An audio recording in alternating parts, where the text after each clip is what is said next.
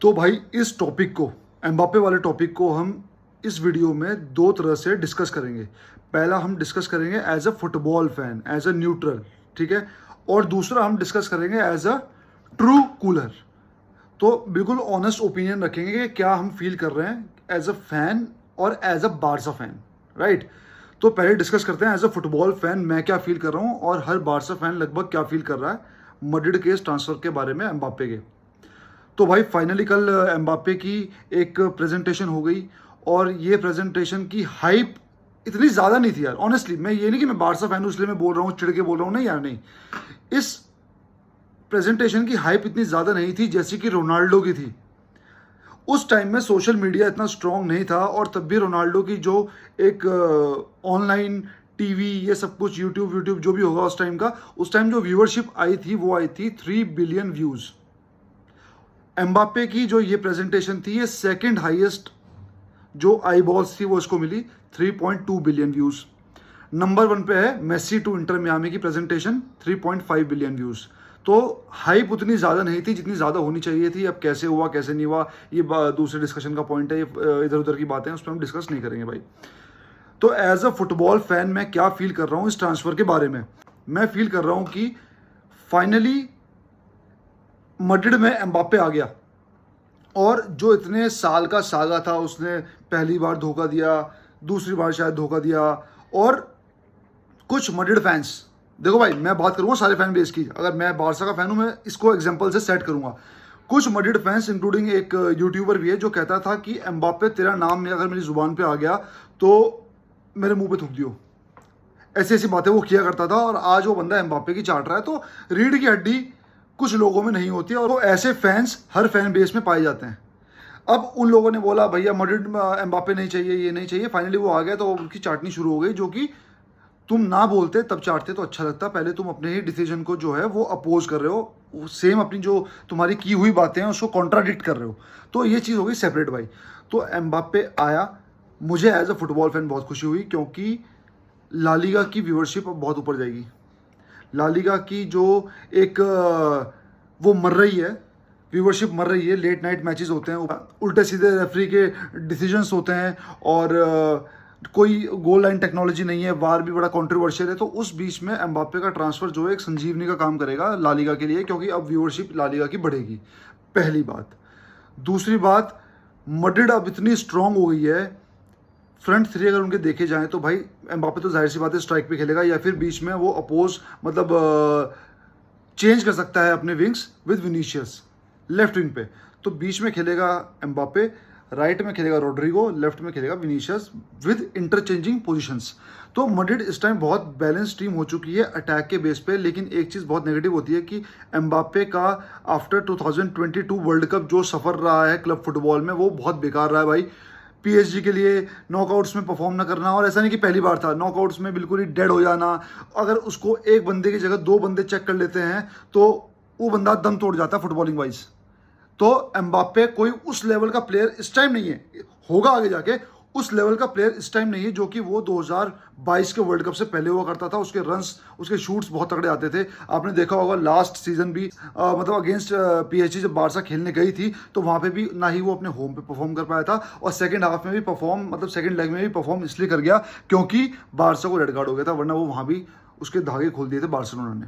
तो इतना ज़्यादा नहीं है हाइप जितना ज़्यादा बनाया जा रहा है एम्बाप्पे टू मैड्रिड का। और दूसरी बात यह है, यूरोज में भी एम्बाप्पे ने कोई तगड़ा परफॉर्म नहीं किया है, बिल्कुल एवरेज परफॉर्मेंस थी, शूट के छक्के पड़ रहे हैं। तो वो अपने बेस्ट पे इस टाइम नहीं है, क्यों नहीं है वो पता नहीं, क्या पता मैड्रिड में आके वो बेस्ट कर जाए। और मैं ये नहीं कहता कि वो मैड्रिड में आके बेस्ट नहीं करेगा, करेगा तो अच्छी बात है भाई, राइट। तो एज अ फुटबॉल फैन मुझे खुशी होगी अगर मैड्रिड अच्छा खेलती है। लेकिन अब बात करते हैं एज अ कूलर। इस टॉपिक पे हम कवर करेंगे कि बारसा के प्लान्स क्या होने चाहिए। इस टॉपिक में हम कवर करेंगे कि एम्बाप्पे के आने से एज अ कूलर मुझे क्या फील हो रहा है, थ्रेटनिंग लग रहा है मुझे या मेरे को लग रहा है कि चलो ठीक है डील कर लेंगे। तो शुरुआत करते हैं ऐसे कि मेरे हिसाब से इस टाइम एम्बाप्पे के आने के बाद सबसे डेंजरस प्लेयर है मैड्रिड के स्क्वाड में, जो पहले था विनीशियस जूनियर। और इस बात को कहने में मुझे कोई भी संकोच नहीं है। ऐसा नहीं है कि एम्बापे बिग मनी ट्रांसफर है तो मैं उसकी पक्ष लूंगा। एम्बापे अगर उसको इतनी बड़ी हाइप दी गई है जो विनीशियस को नहीं दी गई थी प्रेजेंटेशन में, तो वो फर्क नहीं पड़ता। हमेशा कहता हूं मेरिट ही फुटबॉल खेलता है, ना कि हाइप फुटबॉल खेलती है। एम्बापे डिसाइसिव हो सकता है और वो डिसाइसिव होगा, छोटी टीम्स के अगेंस्ट, मीडियम टीम के अगेंस्ट वो ठोकेगा, लेकिन मुझे डाउट है कि बड़े मैचेस में वो उस कंसिस्टेंसी के साथ परफॉर्म कर पाएगा। हाँ, एक आधे मैच में कर सकता है, लेकिन यूसीएल में अगेंस्ट क्लासिको, एथलेटिको मैड्रिड, जो कि स्ट्रॉन्ग, जहाँ पे डिफेंस होंगे उसको रोकने के लिए, जो कि वो पहले भी फेल होता हुआ आया है, तो मुझे ये चांसेस लग रहे हैं कि 80% वो यहाँ भी फेल हो सकता है बड़े मैचेस में, लेकिन छोटे मैचेस में वो तोड़ देगा। जाहिर सी बात है, कोई भी प्लेयर तोड़ देगा, चाहे बारसा का हो चाहे भाई मैड्रिड का हो, तो उन मैचेस को तो हम सेलिब्रेट करेंगे नहीं। मेन प्रायोरिटी बारसा की होनी चाहिए टू साइन निको विलियम्स। कई बारसा फैंस मुझसे इस बात पर डिसएग्री कर चुके हैं, और लेकिन मेरा पॉइंट अब भी वही है, मेरा जो बिलीव है इस पॉइंट पे अब भी वही है कि अगर मुझे दोनों में से एक चूज करना पड़े, फिट निको विलियम्स और फिट एम्बापे, तो मैं निको विलियम्स ही चुनूंगा। और मैं इसलिए नहीं बोल रहा हूं कि एम्बापे वहां जा चुका है, नहीं, मैं इसलिए नहीं बोल रहा हूं भाई, बिलीव मी, मैं ऐसी बातें करता भी नहीं, आपको पता है, दोगली। लेकिन अब भी अगर एम्बापे और निको विलियम्स हमें दिया जाए, I will choose fit Nico Williams. उसके 2-3 रीजंस हैं। पहला रीजन, एम्बापे सांप है, उस पर भरोसा नहीं किया जा सकता। जैसे कि उसने मैड्रिड के साथ खेला, वहाँ से साइनिंग बोनस लिया, फिर उसने घुमाया, फिर ये किया वो किया, सारा पैसा हड़प के पीएसजी से।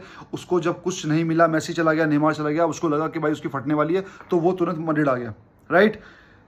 सेकंड रीजन, ईगो उसमें बहुत ज़्यादा है, जो कि हमने फ्रेंच नेशनल टीम में भी देखा है। जब वो ग्रीजमैन फ्री किक लिया करता था 2020 के यूरो कप में, तो उसने कोच को बोला था कि भाई मुझे लेना है, तो उसको सेंटर ऑफ अटेंशन रहना पसंद है, जिसकी वजह से ईगो क्लैशेस उसके मैड्रिड में हो सकते हैं। मुझे लगता है ऐसा नहीं होगा, क्योंकि मैड्रिड पीएसजी से बहुत ऊपर का क्लब है, top 2 clubs in the world में आता है, और मैड्रिड जो है इस तरह की ईगो वो हैंडल कर सकती है। बारसा अगर निको विलियम्स साइन कर देती है, तो मेरे हिसाब से यमाल, निको और बीच में लेवेंडोस्की की जगह मैं रोके देखता हूँ, प्लस विनीशियस, एम्बापे, रोड्रिगो। चलो मैं ये भी नहीं कहता कि वो ऊपर है, 50-50 बैलेंस है, 50-50। तो मैं नहीं मानता कि कोई चिंता करने की जरूरत है। तुम कितने भी प्लेयर साइन कर लो, तुम कुछ भी कर लो, खेलेंगे 11 ही फील्ड में भाई। और जब ज़्यादा बड़ी टीमें हो जाती है ना, स्पेन क्यों जीती, अर्जेंटीना क्यों जीती? क्योंकि इसमें कोई ईगो नहीं है किसी प्लेयर की आपस में, राइट। इसमें सब एक दूसरे के लिए खेलते हैं, और ये भावना ही टीम को ऊपर बनाती है। तो अगर बारसा को जीतना है तो उनको एक दूसरे के लिए खेलना पड़ेगा। लेकिन डिपेंड करता है कि अगर निको विलियम्स साइन होता है, उसके बाद ही मैं इस फीलिंग को अच्छी मान सकता हूँ। लेकिन अगर निको विलियम्स नहीं आता है, तो हम पहले वाले स्टैंडर्ड पे ही हैं अभी, और हमें मैड्रिड से ठोकने के लिए तैयार हो जाना चाहिए। लेकिन अगर निको विलियम्स आ गया, तो मैड्रिड को 60% हम ठोक देंगे ला लीगा में, और यूसीएल में भी हमारे चांसेस बहुत स्ट्रांग हो जाएंगे।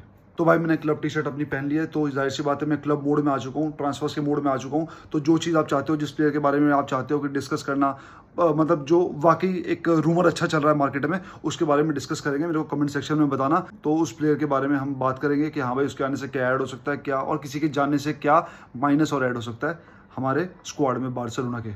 तब तक के लिए विस्कल बारसा।